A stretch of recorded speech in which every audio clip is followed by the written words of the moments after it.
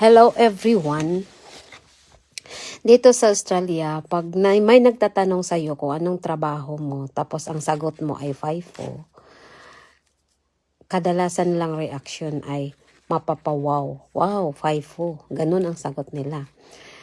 Kaya bibigyan ko kayo ng dahilan kung bakit wow ang kadalasang reaction ng mga tao pag nalaman nila na FIFO ang trabaho mo. Una, ito yung unang rason. Kung FIFO ka, ang offer sa iyo na salary ay mas mataas compare sa local. Proven yan. Kahit pa nasa pinakamababang antas ang ang work mo, katulad ng cleaner ka lang, housekeeper ka lang, pero kung ikumpara sa housekeeper sa local, mas mataas pa rin ang sahod ng FIFO. Pangalawa, pag FIFO ka, free accommodation and food. So, kung anumang mga pagkain na nandoon sa site, free. Free yun sa'yo. Pwede kang kumuha, kahit ano pipili ka lang doon sa dining, doon sa mess. Pipili ka lang kung anong pagkain na nandoon. Kung anong gusto mong kanin, kung anong gusto mong kuhanin, pwede mong kuhanin. Pangatlo, free ang facilities nila. Kung ano mang mayroon doon na facilities, libre yun. Libre mo yung gamitin. Katulad ng gym, katulad ng swimming pool, court. Kung anong mayroon doon, libre yun. Pwede mong gamitin anytime. Depende sa time mo. Pangatlo, pang-apat na pala. Safety.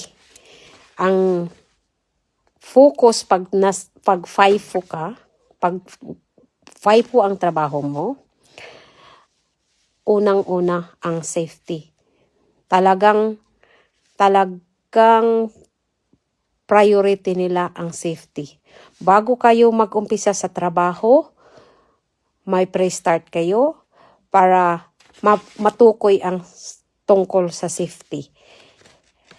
Bago kayo mag-umpisa ng task nyo, kailangan hanapan nyo muna ng hazard at control para pag nakita nyo yung hazard sa trabaho nyo, para ma-control nyo yan kung anong dapat nyo kailangan. So, ang priority talaga doon, safety. Hindi basta-basta na magtrabaho ka sa FIFO na wala kang paki sa na basta ka lang susugod susugod ka lang sa trabaho, hindi mo pinag-isipan yung trabaho mo, hindi ganoon. Safety. Kailangan na ang sarili mo, pangalagaan mo, kailangan makabalik ka sa pamilya mo na safe at walang nangyayaring masama sa iyo. 'Yun. At ang panglima, ang service nyo papunta doon sa campsite ay airplane. Siyempre, FIFO fly in, fly out. So, meaning, ang sasakyan nyo papunta doon sa campsite ay airplane. Hindi na mapupwede na fly in, fly out. Tas ang sinasakyan nyo, car. Diba? Sa FIFO ka lang makahanap ng trabaho ng sasakyan nyo airplane. Pero actually, papunta lang yan sa campsite. Yung sasakyan nyo airplane. Hindi naman talaga na papunta doon sa, halimbawa, pag nagtatrabaho ka doon sa mine site mismo, syempre, galing sa airport, doon lang kayo ihahatid sa airport din ng campsite. Tapos, ang service nyo na papunta doon mismo sa mine site, di bus na. Pero galing sa bahay nyo, galing sa kung saan kayo nakatira, papunta doon sa campsite, siyempre, airplane. FIFO nga Sana, na sagot ko kung bakit kadalasan ng mga tao mapapawaw kung malaman nila na FIFO ang trabaho mo. Thank you for watching!